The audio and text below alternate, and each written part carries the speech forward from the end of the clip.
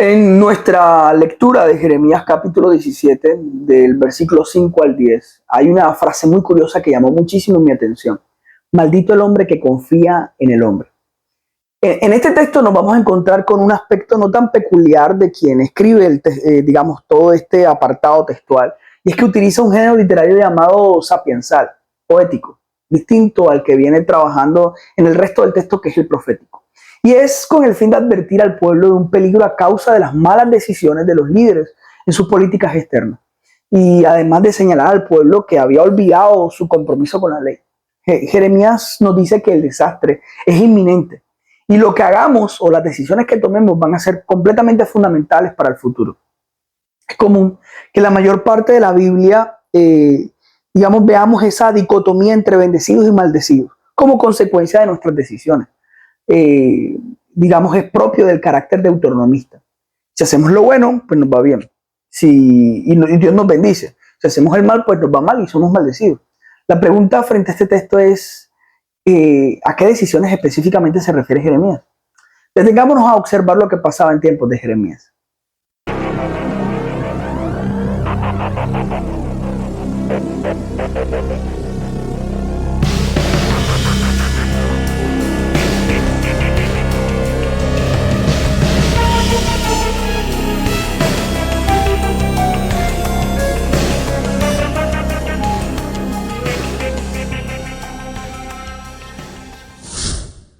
Resulta que el pueblo estaba viviendo una verdadera crisis de fe. El pueblo había olvidado la pasión con la que sus padres entraron a la tierra que en ese momento estaban pisando. El pueblo había olvidado por completo la esencia de la ley.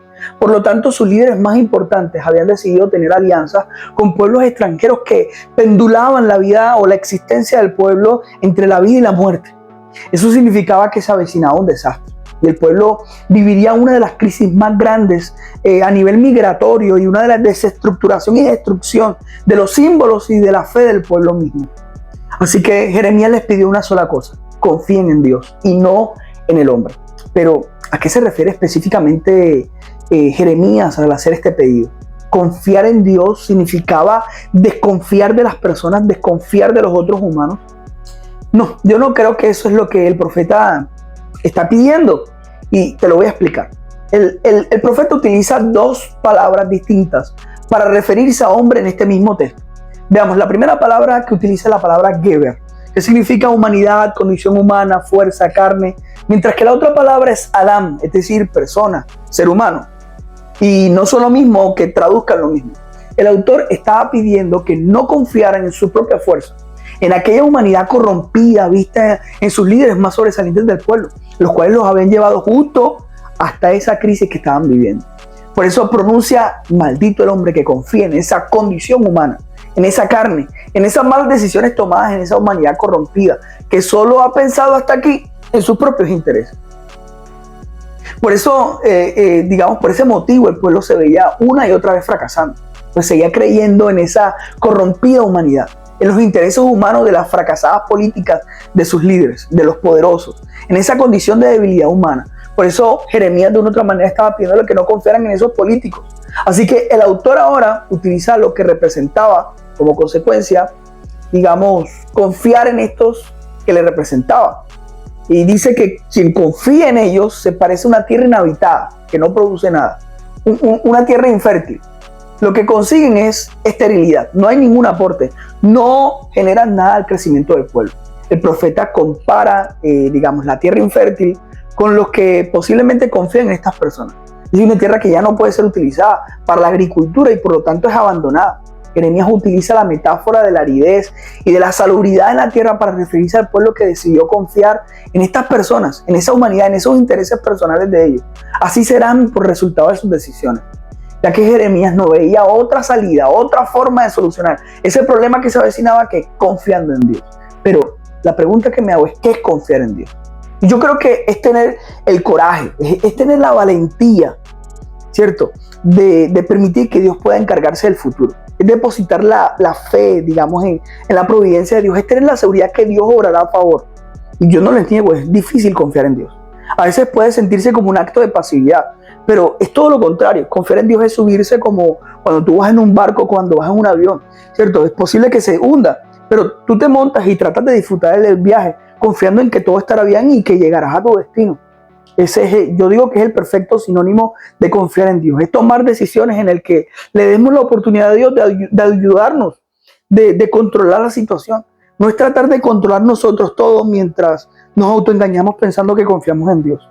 En contraste, el profeta nos dice que esta acción tiene como resultado las palabras descritas en el Salmo 1. Confiar en Dios se parece a un árbol que está al lado de las corrientes de las aguas.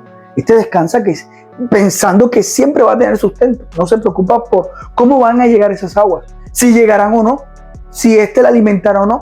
Tiene la seguridad que esas aguas que pasan al lado le darán el suficiente sustento para vivir. Este árbol puede vivir porque tiene la fuente de su vida a su lado. Eso le permite crecer y multiplicarse y nunca dejar de dar frutos.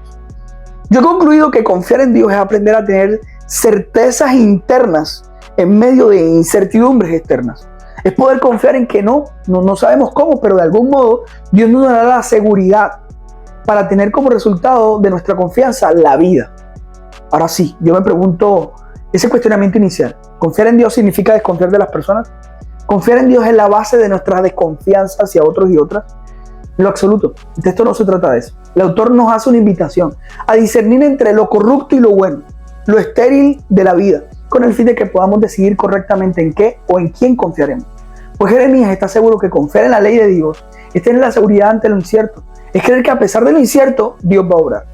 Es la oportunidad perfecta para ver a Dios obrando en medio de la crisis, dándonos las corrientes junto a dándonos las corrientes junto a nosotros, con el fin de tener vida y no esterilidad. Dios, a través de las palabras de Jeremías, se muestra como nuestro único y nuestro posible refugio. Sin embargo, la historia del pueblo, ya no lo sabemos. Estos siguieron confiando en su propia y corrupta humanidad, en sus propios intereses personales, y jugaron a esas políticas externas y jugaron mal y terminaron destruidos. Ojalá que la crisis nos haga volver a quien puede darnos agua y crecimiento. Pues sí, tomamos malas decisiones. Puede ser también una manera de hundirnos, de condenarnos a nosotros mismos debido a nuestras conductas egoístas, como los poderosos en tiempos de Jeremías. Las decisiones son importantes, por eso el autor nos dice que Yahvé, que Jehová mira el corazón, porque de allí provienen las decisiones buenas y malas. Y eso lo dice el mismo Jeremías. La forma en cómo tomemos las decisiones mostrará qué tan confiados estamos o no de Dios. Dios sabe los pensamientos, lo dice Jeremías ahí abajito, ahí mismo en el texto, y los sentimientos más íntimos. Por eso está tratando de persuadirnos que la mejor decisión siempre será confiar en Él. Al final debemos tener claro que las bendiciones de Dios son las consecuencias de nuestras decisiones.